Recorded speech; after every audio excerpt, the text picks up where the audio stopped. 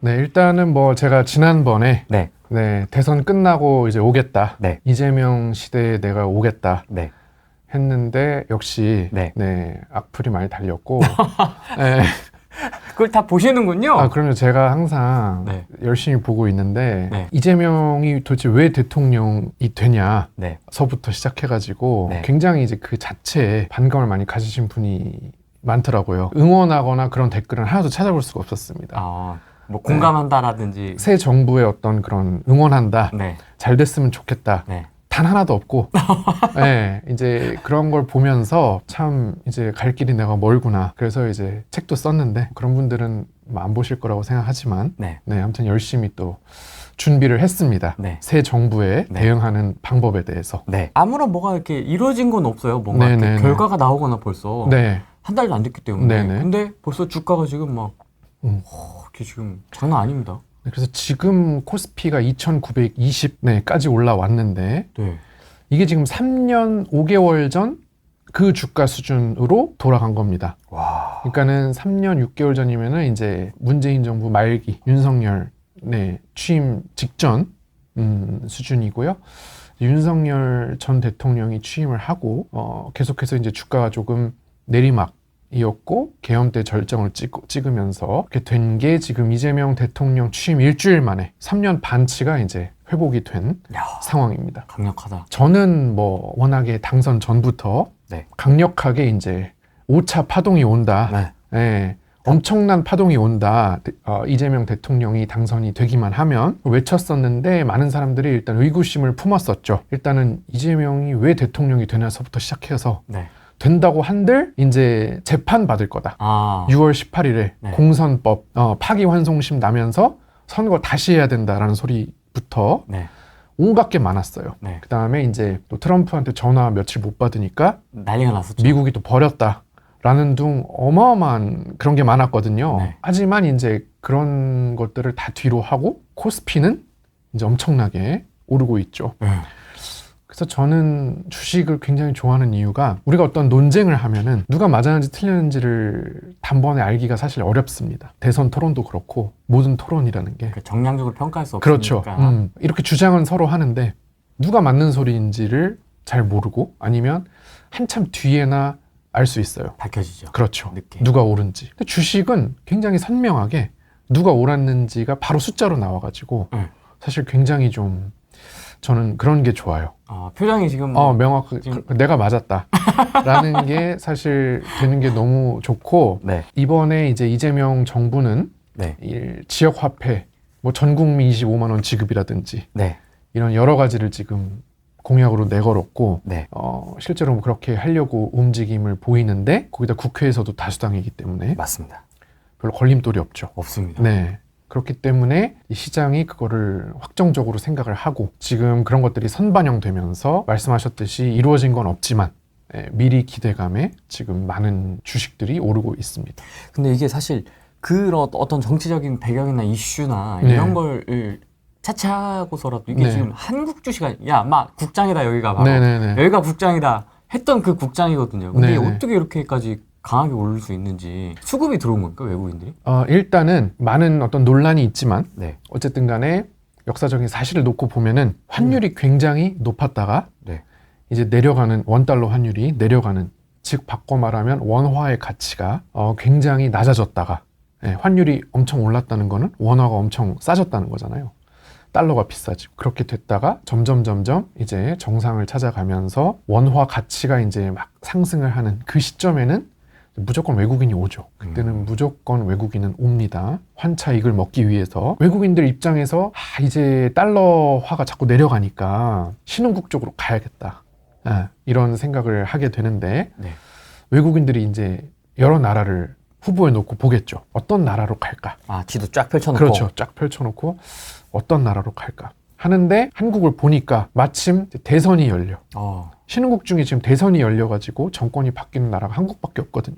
그런데 마침 또 이 나라의 새 대통령의 정책이 굉장히 재정 확대적이야. 국가 부채를 지는 걸 두려워하지 않고 적극적으로 지역화폐 발행이나 코스피 5천. 그렇죠. 코스피 5천 이런 것들을 막 이제 공약으로 내걸면서 당선이 됐어. 그러니까 외국인들 입장에서는 그렇다면 이왕이면은 네, 환차익도 먹으면서 시세 차익까지도 노려볼 수 있는 한국이 괜찮겠다 해서 지금 이재명 대통령 취임 후 일주일간 전 세계 증시에서 코스피 상승률이 가장 크거든요.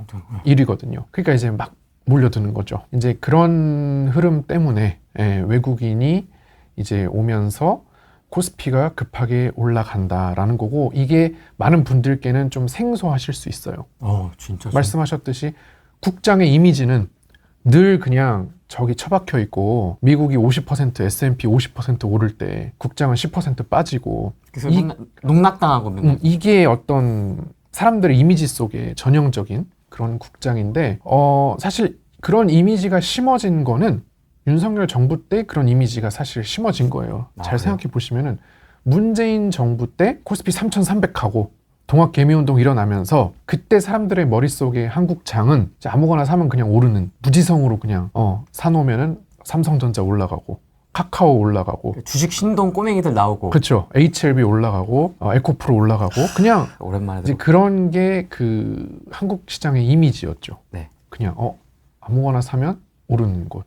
그런데 윤석열 정부가 들어서면서 어떻게 바뀌었냐면, 한국 증시가 굉장히 이제 좀 미국 증시에 비해 후지고, 그 다음에 굉장히 좀 덜 떨어지고 수익률이 안 나오고, 누가 국장을 하냐? 국장 탈출이 지능순이다. 맞아요. 정말 한국장을 하는 거 아니다 라는 이미지가 사실 그때 생성이 된 거예요. 한번 잘 기억을 떠올려 보시면 그런 이제 이미지가 있었을 거예요. 그리고 이제 정권이 바뀌었으니까 당연히 시장의 색깔과 분위기도 달라지게 됩니다.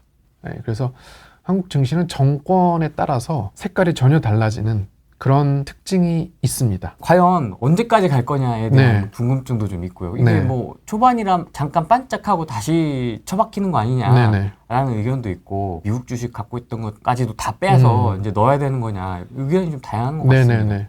저는 뭐 일관되게 일단 미국 주식을 팔고 한국 주식을 해야 된다. 역시 233, 740을 강하게 외치면서, 저는 맨날 그래왔던 사람이라 지금 물어봐도 똑같이 얘기를 하겠지만, 굉장히 사실 이렇게 얘기를 하면 욕을 많이 먹어요. 말도 안 되는 소리 하지 말아라. 근데 사실 저도 인생 편하게 살고 싶으면 그냥 남들 하는 대로 미국 주식 하면 된다, 배당주 하면 된다, 이렇게 얘기를 하고 살면 편한데 성격이 또 그게 안 돼가지고 항상 이제 뭐 바른 소리만 해야 되는 거라서, 저는 항상 지금 물어봐도 원화가 세지니까 달러를 빼고 원화로 와야 된다, 이런 얘기를 늘 하겠죠. 그리고 이제 많은 사람들이 이제 윤석열 정권 3년간 이 머릿속에 박힌 그 이미지, 한국 시장은 반짝하고 내려간다, 상승이 길지 않다. 근데 사실은 노무현 정부 때 주식을 했던 분들은 한국 시장에 대한 이미지가 2003년부터 7년까지 4년 내내 올랐기 때문에 그냥 한국 증시는 놔두면 그냥 천천히 올라가는 그런 거라고 아마 느끼셨을 거예요. 아, 그래요? 그런 때가 있었구나. 그렇죠. 그 다음에 뭐 이명박 정권 때 했던 사람들은 또 그때의 어떤 기억이 있을 거고, 다 어떤 나름의 이미지가 있는데, 지금 하시는 분들은 당연히 윤석열 정부의 이미지가 제일 강하겠죠. 엄청 강하죠. 최근이니까. 그러니까 아무래도 좀 두려울 수 있어요. 왜냐하면 이미지가 하도 나쁘기 때문에 이러다가 말겠지, 줄 때 먹고 튀어야 된다, 이런 거를 많이 이제 하실 텐데, 제가 생각할 때는 제가 5차 파동이라는 책도 썼지만 이게 이제 단기간에 끝날 건 아니다. 외국인이 지금 미친 듯이 들어오고 지금 취임 후 일주일 동안 4조 원 넘게 지금 사고 있거든요. 그래서 그냥 무지성으로 사고 있다고 봐도 될 만큼 아무 생각 없이 사고 있어요. 그냥 한국 주식이야? 그럼 사, 이러고 있거든요. 그래서 지금 뭐 가격 상관없이 공격적으로 들어오고 있기 때문에 저는 뭐 이게 그래도 1, 2년은 간다라고 봅니다. 1, 2년? 그러면 이게 지금 외국인들이 막 밀려 들어오고 있는 상황인데, 사실 그 밀려 들어오는 물 안에서도 있어야 될 거 아닙니까? 이 많은 뭐 몇천 개 종목 중에서 나 혼자 엉뚱한 데 가서 놀고 있으면 안 되잖아요. 그죠? 물이 들어온 데 가서 서핑을 하고 있어야지. 뭐 생뚱맞게 엉뚱한 섹터 가가지고 놀고 있으면 그것도 또 바보 같은 짓이거든요. 미국에서 뺐는데. 그럼 뭐 어떤 섹터와 어떤 수혜주를 좀 보십니까? 자, 그래서 일단은 외국인들이 이제 좋아하는 종목의 특징은요, 코스피 대형주를 좋아합니다. 뭐 당연한 소리 같지만, 근데 이게 굉장히 개인 투자자한테는 어려운 게 뭐냐면은, 이게 이 전 정권의 이미지가 이게 모든 걸 막는 거예요. 무슨 소리냐면, 윤석열 정권 때는 코스피 대형주를 산다는 매매 자체가 아주 좋지 않은 매매였어요. 지수가 계속 떨어지니까 당연히 코스피 대형주도 떨어지겠죠. 삼성전자, SK 하이닉스 뭐 이런 것들이, 셀트리온 뭐 이런 것들이 다 막 떨어졌단 말이에요. 그러니까 이제 사람들의 어떤 이미지는 그런 거 하면 안 된다. 한국 주식은 테마주하고 먹고 빠지고 먹고 그렇죠. 빠지고 먹고 빠지고 먹고 빠지고 이거를 해야 된다. 근데 그게 그때는 맞는 얘기입니다. 맞는 얘기예요. 그런데 지금은 외국인이 오고 전혀 다르단 말이에요. 그러면 이때는 또 이제 노무현 정부 때로 돌아가가지고 그렇다면 지금은 노무현 모드로 가야겠다. 이게 모드가 이렇게 탁탁 바뀌어야 되거든요. 네. 네. 그래서 그래 이렇게 되면은 여러분 운전해 보시면 노말 모드, 에코 모드, 스포츠 모드, 스포츠 플러스. 그렇죠. 그게 다 있잖아요. 그런 것처럼 이렇게 탁탁 바꿔줘야 되거든요. 네. 지금은 문재인은 코로나 때문에 이렇게 됐다 이렇게 된 거라서 문재인 때나 노무현 때로 내가 좀 모드를 맞추고 그때처럼 가야겠다. 이게 이제 해야 되는데 이게 개인 투자자한테는 조금 어렵습니다. 네, 특히나 이제 전 정권과 너무 이질적인 경우에 맞습니다. 이미 나는 이 전 정권에서 이런 투자 패턴이 익숙해졌는데 상처를 받을 대로 받아가지고 이제 나는 좀 익숙해졌 아니면 아예 그냥 버리고 떠나서 미국 주식이나 코인으로 가서 내가 아주 잘 살고 있었는데 이제 와서 이걸 하려고 하니까 조금 어색하거든요. 네, 테마주 하시던 분들도. 네. 근데 지금은 일단 코스피 지수에 영향을 많이 줄 수 있는 거, 반도체, 삼성전자, 뭐 SK 하이닉스, 아니면은 금융주, KB금융, 뭐 우리금융지주, 뭐 이런 것들, 제 입에서 3년간 한 번도 나오지 않았던 종목들, 그런 것들이 이제 지금 굉장히 좋단 말이에요. 외국인들은 그런 걸 좋아하니까. 그래서 이제 그런 것들 위주로 해야 되는데, 원자력 발전소도 그렇고 두산 에너빌리티 요즘 굉장히 핫한데, 그런 것들 위주로 이제 투자를 해야 되는 시장이 열렸다는 얘기입니다. 네, 그래서 사실은 보시면 이게 반도체가 이렇게 있고요. 네. 그 다음에 건설 있고, 조선, 방산 뭐 이렇게 크게 있어요. 그런 것들 중에서 이제 막 반도체가 올라갈 때는 다른 게 좀 조용하고, 또 방산이 올라갈 때는 또 다른 게 조용하고 이렇게 되거든요. 그 움직임을 잘 관찰을 하면서 이게 테마주다 생각하고 그런 대형주들을 하는 게 가장 지금 상황에서 맞는 투자법이라고 생각합니다. 노무현 때를 떠올려야 된다. 나 윤석열을 떠올리면서 하면 안 되는 거구나. 그렇죠. 그래서 굉장히 좀 그러니까 개인 투자자들은 이미 그런 변화가 막 시작이 됐는데 모두 변경이 잘 안 되는 거예요. 안 되죠. 네. 항상 그 같은 패턴으로 투자를 해왔으니까 3년간. 그리고 그렇게 하는데 어느 순간 약간 환경이 좀 바뀐 것 같아. 그런데 확신이 잘 없죠. 그렇기 때문에 야, 이미 바뀌었어. 여기서 뭐 하는 거야? 이렇게 누가 알려줘야 되는데 혼자 하다 보니까 혼자 판단을 해야 되니까 그런 것들이 상당히 좀 어려워하시는 것 같아요.